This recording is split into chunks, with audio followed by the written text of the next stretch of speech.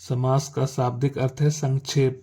जब दो या दो से अधिक पदों के बीच की विभक्ति अथवा योजक पदों को हटाकर एक संक्षिप्त पद बनाया जाता है तो उस संक्षिप्त पद को ही समास कहा जाता है। समास कितने प्रकार के होते हैं? समास 6 प्रकार के होते हैं। द्वंद्व समास, तत्पुरुष समास, अव्ययीभाव समास, कर्मधारय समास, द्विगु समास और बहुव्रीहि समास। आपके पाठ्यक्रम हाई स्कूल में द्वंद्व समास, द्विगु समास, कर्मधारय समास और बहुव्रीहि समास ही आएंगे। मतलब आपके सिलेबस में, आपके पाठ्यक्रम में द्वंद्व समास है, द्विगु समास है, कर्मधारय समास है और बहुव्रीहि समास है। चलिए हम इनको देखते हैं, समझते हैं, पढ़ते हैं और याद करते हैं। आप सभी यह चारों समास याद करके जाएं और इनके उदाहरण भी देखकर और याद कर कर जाएं। चलिए हम देखते हैं।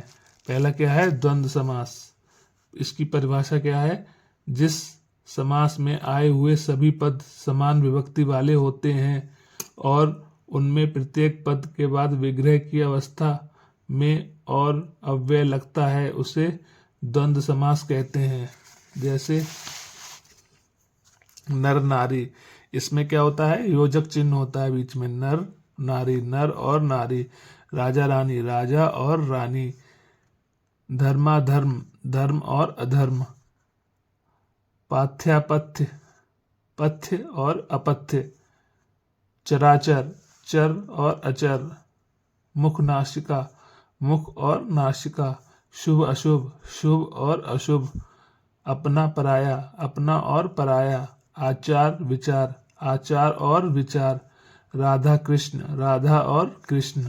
राम लक्ष्मण, राम और लक्ष्मण। पशु पक्षी, पशु और पक्षी। अन्न जल, अन्न और जल। द्वंद्व समास में क्या होता है? बीच में योजक चिन्ह लगा होता है। नेक्स्ट देखते हैं द्विगु समास। जिस समास में पूर्व पद संख्यावाचक होता है और उत्तर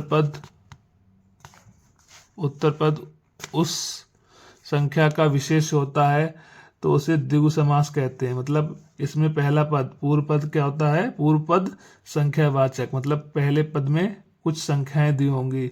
जिस समास में पूर्व पद संख्यावाचक होता है तो वह क्या होता है? द्विगु समास। जैसे सप्तद्वीप, मतलब 7 द्वीपों का समूह। चौराहा, 4 राहों का समूह।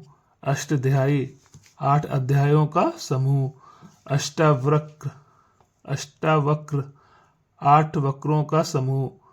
अष्टग्रह, 8 ग्रहों का समाहार। नवरत्न, 9 रत्नों का समूह। चौपाया, 4 पायों का समूह।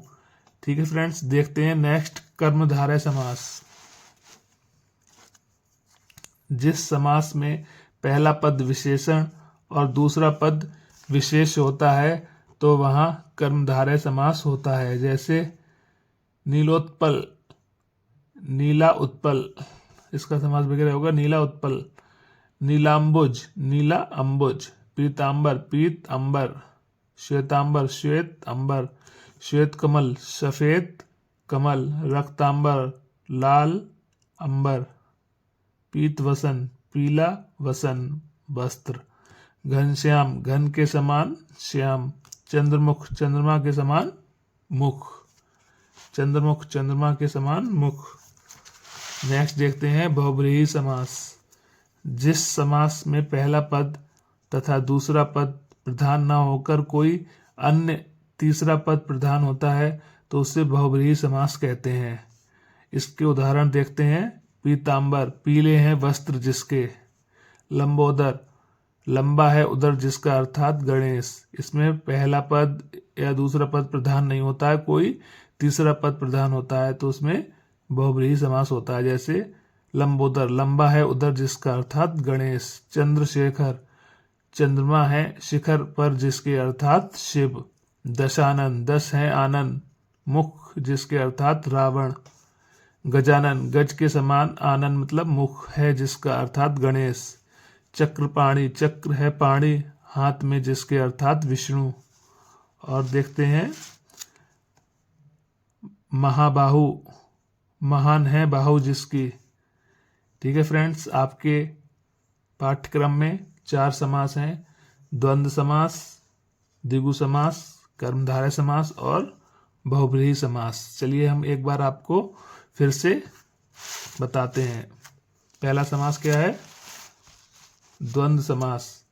जिस समास में आए हुए सभी पद समान विभक्ति वाले होते हैं और उनमें प्रत्येक शब्द के बाद विग्रह की अवस्था में और अव्यय लगता है, उसे द्वंद्व समास कहते हैं। मतलब इस समास के विग्रह में क्या आता है? और बीच में क्या लगा होता है? योजक चिन्ह। जैसे नर नारी, इसमें क्या लगा है? इस बीच में क्या लगा हुआ है? योजक चिन्ह, नर और नारी। राजा रानी, राजा और रानी, तो इसमें क्या हो गया? द्वंद्व समास। और द्विगु समास क्या होता है? इसमें पहला पद संख्यावाचक होता है। जिस समास में पूर्व पद संख्यावाचक होता है तो उसको बोलते हैं द्विगु समास। जैसे सप्तद्वीप, 7 द्वीपों का समूह। चौराहा, 4 राहों का समूह। अष्टाध्यायी, 8 अध्यायों का समूह। नवरत्न, 9 रत्नों का समूह। त्रिलोक, 3 लोकों का समूह। त्रिकोण, 3 कोणों का समूह। त्रिशूल, 3 कांटों का समूह। नेक्स्ट देखते हैं कर्मधारय समास। जिस समास में पहला पद विशेषण तथा दूसरा पद विशेष होता है वहां कर्मधारय समास होता है। जैसे पीतांबर, पीला अंबर। नीलांबुज, नीला अंबुज। नीलोत्पल, नीला उत्पल। घनश्याम, घन के समान श्याम। श्वेत कमल, सफेद कमल। नेक्स्ट देखते हैं बहुव्रीहि समास। जिस समास में पहला पद तथा दूसरा पद प्रधान न होकर कोई तीसरा पद प्रधान होता है तो वहां क्या होता है? बहुव्रीहि समास होता है। जैसे लंबोदर, लंबा है उदर जिसका अर्थात गणेश। चंद्रशेखर, चंद्रमा है शिखर पर जिसके अर्थात शिव। दशानन, 10 हैं आनंद जिसके अर्थात रावण।